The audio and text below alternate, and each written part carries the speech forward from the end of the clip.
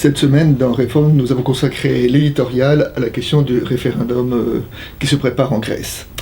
Le problème avec les référendums, c'est que lorsqu'on vote non, ce non n'est pas toujours associé à un oui clair et défini. Pour prendre un exemple, il y a une dizaine d'années maintenant, la France a voté non au projet de constitution européenne, mais ce non n'était pas associé à un projet défini. En tout cas, la coalition des non qui regroupait l'extrême droite, l'extrême gauche, une partie des socialistes et les souverainistes, tout cela n'était d'accord en rien sur un projet commun de l'Europe. Et on se souvient que pendant la campagne électorale, Laurent Fabius parlait beaucoup d'un plan B, et au lendemain du référendum, le plan B est devenu un plan A comme arlésienne. Le problème avec la Grèce, c'est que derrière la tenue de ce référendum, on entend un cri.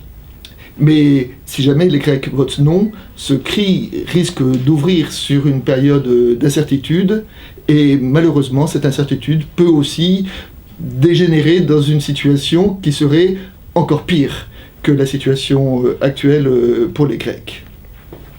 Lorsque Alexis Tsipras a annoncé son référendum, il a déclaré « La Grèce qui a vu naître la démocratie doit envoyer un message retentissant au monde ». Alors, c'est vrai que la Grèce a inventé la démocratie, mais elle a aussi inventé la tragédie.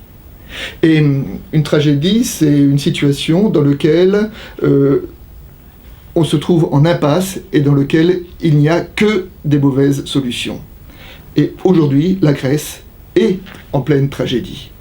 En effet, depuis quelques années, elle vit une austérité sévère, et cette austérité a fait baisser son produit intérieur brut, et ce qui a fait que la part relative de la dette, au lieu de décroître, a augmenté.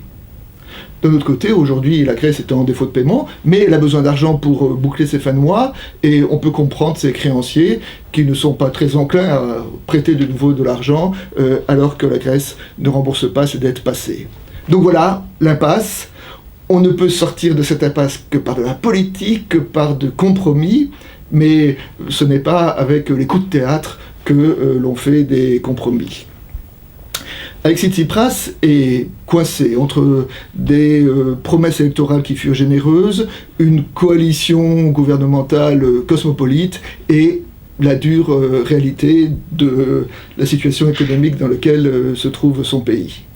En annonçant ce référendum, il a jeté un grand coup de pied dans la fourmilière, mais les électrochocs ne font pas une politique, et le malheur avec les tragédies, c'est qu'elles se terminent souvent mal.